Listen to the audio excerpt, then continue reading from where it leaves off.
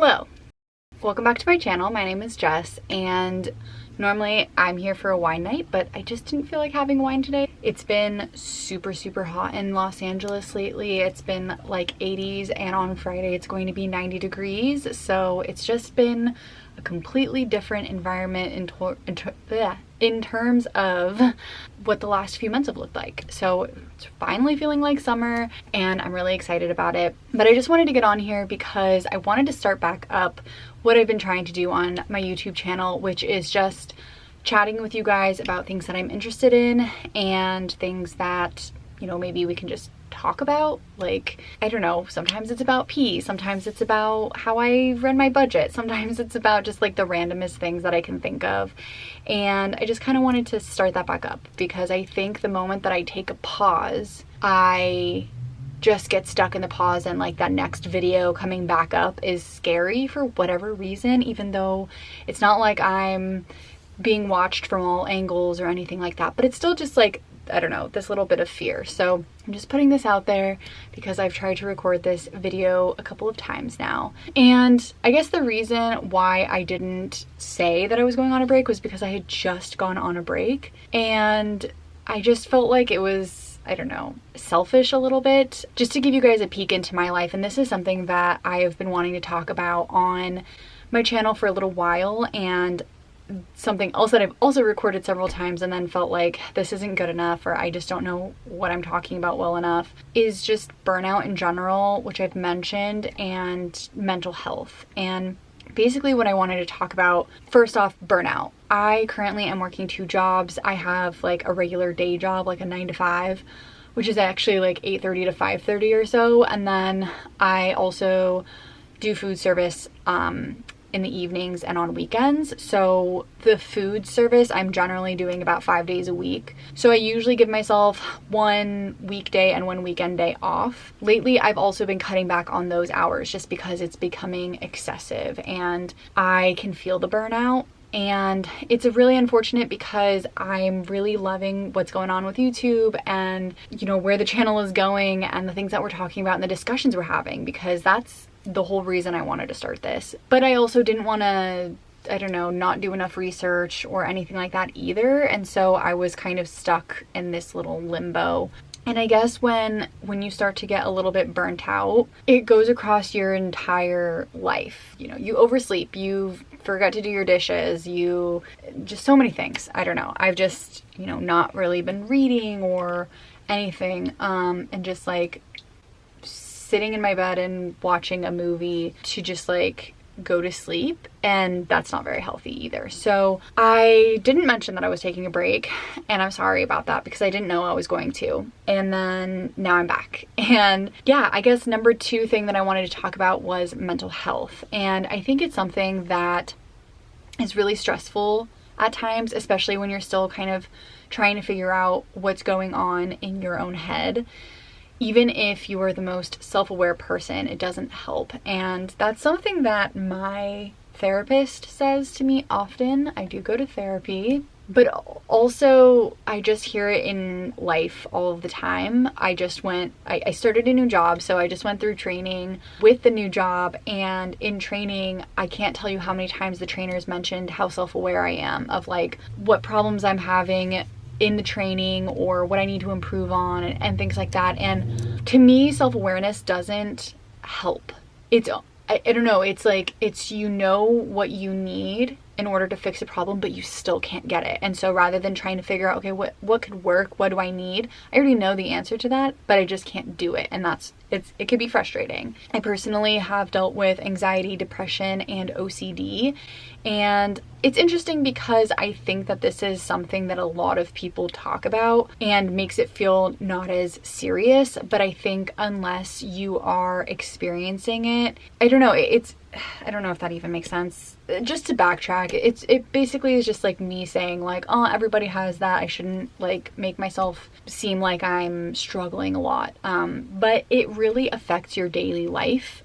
A while back, and this is what I mean by like, I've been trying to film this for a while because I've mentioned this and I remember mentioning this in videos so many times and then just never using the footage. But a while back I got my car fixed, and one of the things that was messed up in my car was the alignment. And getting the car back, the alignment was never fixed. And it's something that is probably not the end of the world to my car. I mean, obviously at some point I'd like to have my alignment fixed, but it's not anything that like I need to take the car back to the shop. It's not my brakes. It's not something super serious, and it's barely off, but it was enough for me to not drive my car for 2 weeks because of my OCD. And every time I did get into my car, I either was frustrated, I cried, it just, these emotions came over me. And yeah, it's just like, I see celebrities sometimes, like the only one I can think of off the top of my head, no, like, I don't know, no shade to this person, but Khloe Kardashian talking about CloCD and like how she organizes her closet or whatever, or her pantry, I think is what it is. And OCD is not necessarily organization. It's these things that overwhelm my brain to a point where it makes it not fun anymore. Like I can't think straight sometimes because of the OCD. I have to have like equal touches on my body.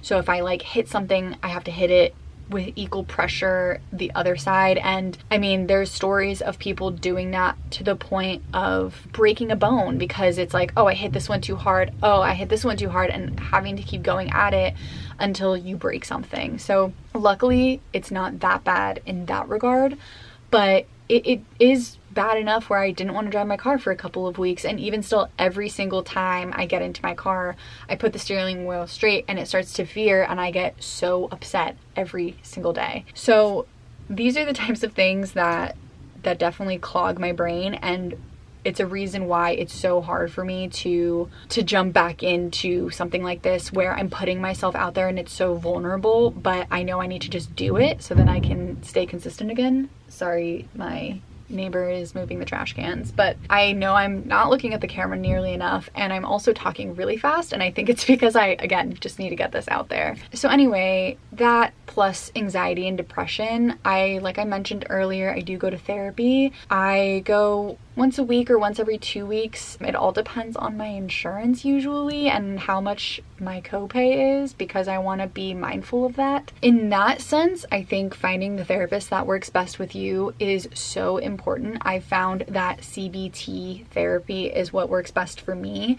and I found my therapist on Psychology Today, and just, you can filter for like your health insurance and the type of therapy that they use and whether it's a male or female, and you can see photos of them to make sure that you'll jive with them, because you want to make sure that you're picking somebody that you can actually relate to and talk to.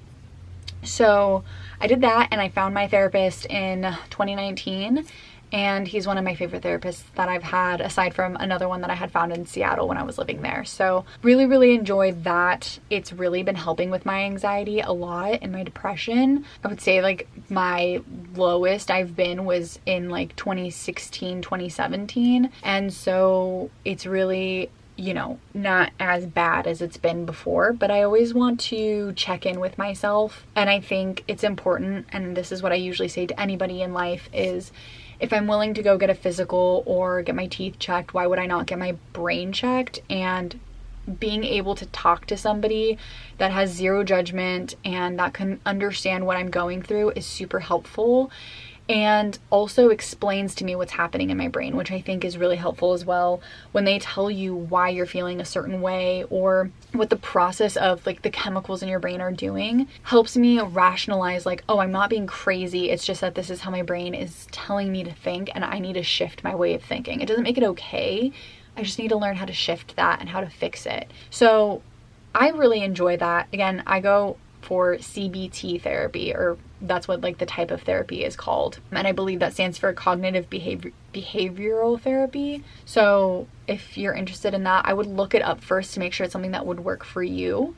And I've also gone to like a psychiatrist before. I've used medicines before to get my moods back up, or get my life back together in that sense. And have also done a lot of work in figuring out what are my biggest triggers, I guess. And that's been super helpful as well. And finding the medicine that, again, worked for me so that I didn't have to always be on medicine, because not that there's anything wrong with it at all, but I'm the kind of person that doesn't want to be reliant on something simply because I like to go places spontaneously. And so if I don't have my medicine, I don't want to like be getting brain zaps or go into a depressive episode or something like that. And I practice that idea or ideology, I guess, with everything in my life. For example, I don't have a full-on like skincare routine. I just use soap because I don't want to go someplace and then have to bring all of my skincare or not be able to get my skincare, as dumb as that sounds. Anyway, so I just want to thank you guys so much for continuing to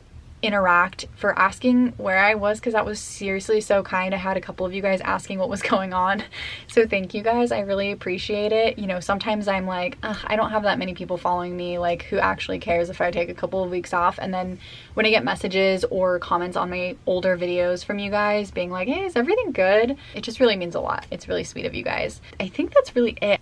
Yeah, and I also just wanted to thank you guys for putting submissions into the true crime Google form, because I've been doing tons of research on the cases that you guys have mentioned, so really do appreciate that as well. I don't want to make this a crazy long video because then I'll get into my head and not want to upload it. So yeah, I hope you guys are doing well, and I promise I will be back with another true crime video soon, and I will see you guys soon.